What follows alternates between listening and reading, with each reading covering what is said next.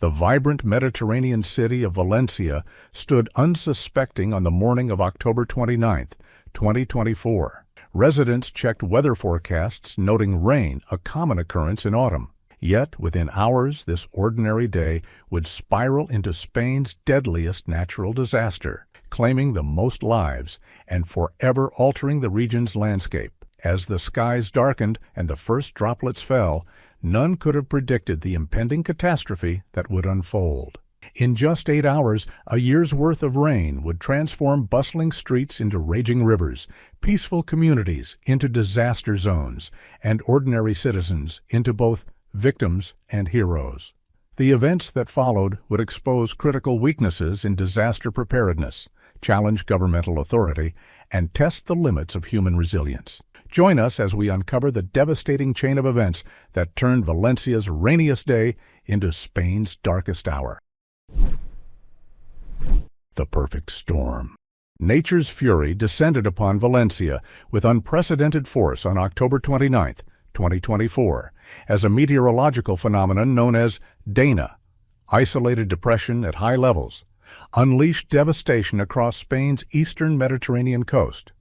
This weather system, born from an unusually wavy and stalled jet stream, positioned itself perfectly for catastrophe, drawing energy from an abnormally warm Mediterranean Sea that had reached record temperatures of 28.47 degrees Celsius in mid-August. The day began with ominous warnings from AEMET, Spain's national weather agency, as early as October 24th. However, few could have predicted the sheer intensity of what was to come.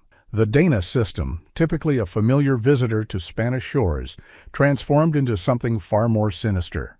As the system stalled over Valencia, it created a perfect storm scenario, pulling moisture from the warm Mediterranean and concentrating it over the region's drought-hardened earth. In just 8 hours, the skies opened with unprecedented fury over Valencia, particularly in the Shiva region.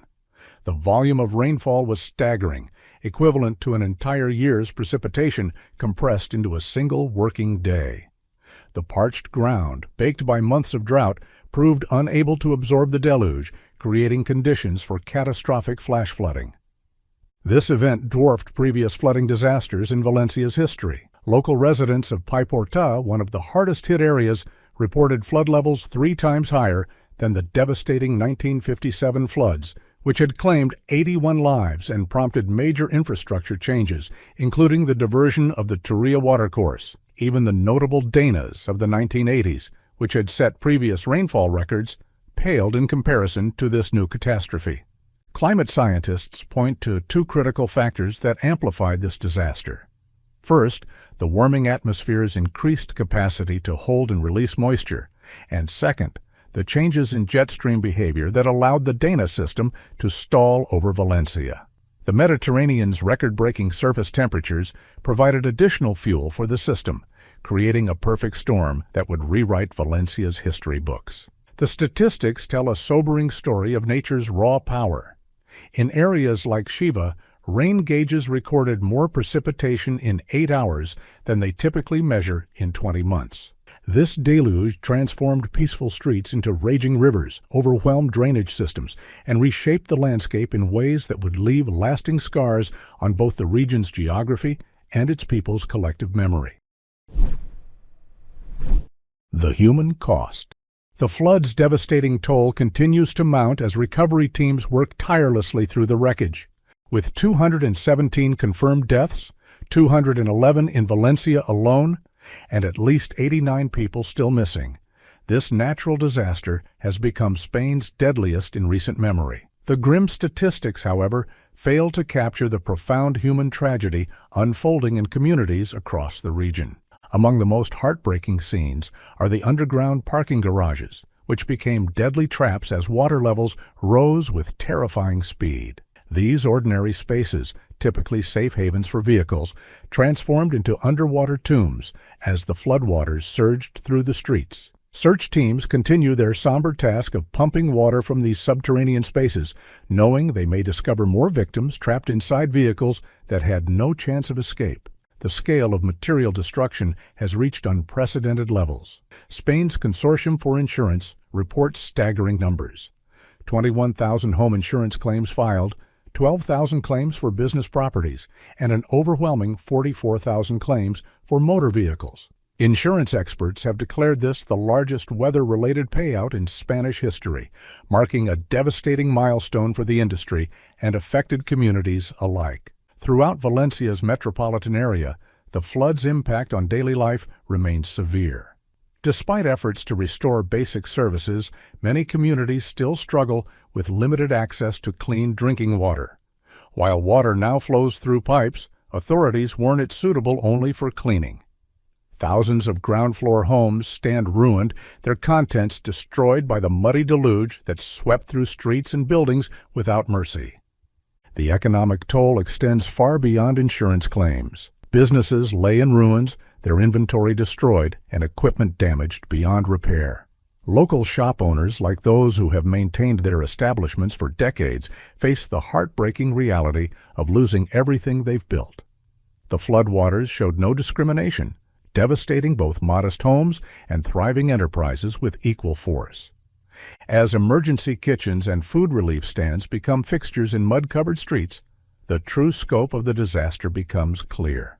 Lines form daily as residents seek basic necessities, their normal lives suspended indefinitely. The disaster has created a new normal for Valencia's residents, where the struggle for basic survival overshadows the comfortable routines of just days ago. This humanitarian crisis continues to unfold, with each passing day revealing new dimensions of loss and challenging the resilience of a community fighting to rebuild from unprecedented devastation. Crisis response and controversy. As the scale of devastation became apparent, Spain's government launched its largest peacetime deployment in history. Prime Minister Pedro Sánchez mobilized an unprecedented force of 5,000 troops alongside 5,000 police officers and civil guards to the Valencia region. This massive response, while impressive in numbers, would soon become a focal point of heated controversy and public criticism. The emergency response timeline revealed critical gaps in disaster preparedness. Initial rescue operations began within hours of the flooding, but many communities remained isolated without basic necessities: no water, food, or electricity. The military's deployment, though substantial, faced logistical challenges in reaching the more than 70 affected localities scattered across Valencia's southern outskirts. Local authorities faced mounting criticism for their handling of early warning systems. Questions arose about why evacuation orders weren't issued sooner, particularly in areas known for flood vulnerability. Emergency services, though working tirelessly, were overwhelmed by the sheer scale of the disaster, leading to delays in reaching trapped residents in numerous communities. Against this backdrop of official response, a remarkable grassroots movement emerged. Volunteers from across Spain converged on Valencia, forming impromptu rescue teams and emergency kitchens. Local residents, despite their own losses, worked alongside emergency services, using personal boats and vehicles to reach isolated neighbors. These community-led efforts, while inspiring, highlighted the gaps in official emergency response capabilities. Political tensions escalated as opposition parties demanded investigations into the disaster response. Local officials faced accusations of inadequate infrastructure maintenance and poor urban planning, which critics argued had exacerbated the flooding's impact. The debate intensified as evidence emerged of ignored warnings about outdated drainage systems and insufficient flood defenses. The crisis reached a symbolic breaking point during King Felipe VI and Queen Letitia's visit to Paiporta. What was intended as a show of royal solidarity transformed into a dramatic display of public anger. As the royal couple toured the mud-covered streets, frustrated residents, overwhelmed by loss and perceived governmental failures, expressed their outrage by throwing mud and debris. This unprecedented scene, capturing the raw emotion of a community pushed to its limits, became a powerful symbol of the disconnect between authorities and affected citizens. The incident underscored the deep-seated frustration with both the immediate crisis response and longer-term disaster preparedness policies. It marked a turning point in public discourse, forcing authorities to acknowledge severe shortcomings in their emergency management systems and prompting calls for comprehensive reform in disaster response protocols. Recovery and reflection. As Valencia begins its long journey toward recovery, the scale of reconstruction required becomes increasingly apparent. Communities face the daunting task of rebuilding not just structures, but the very fabric of their society. The government's announcement of a €10.6 billion relief plan marks the beginning of what promises to be a years-long recovery process. Amid the devastation, remarkable examples of community solidarity emerge daily. Local volunteer networks continue coordinating relief efforts, distributing supplies, and helping with cleanup operations. These grassroots movements have become crucial in supporting official recovery efforts, demonstrating the resilience of Valencia's community spirit. The floods have forced a fundamental reassessment of Valencia's infrastructure and emergency preparedness systems.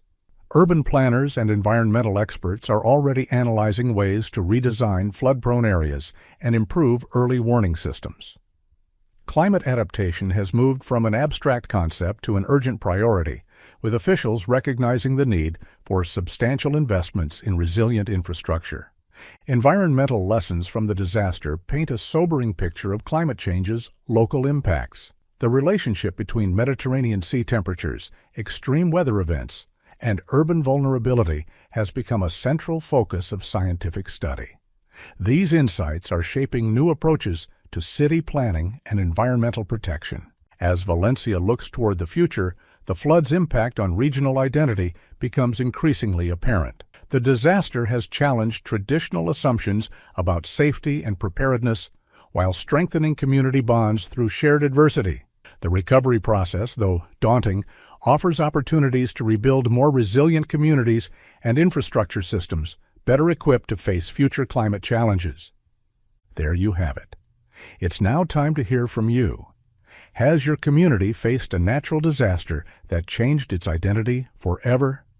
Share your experiences in the comments below and let us know what lessons we can learn from Valencia's tragedy to better prepare our own communities for the unpredictable forces of nature.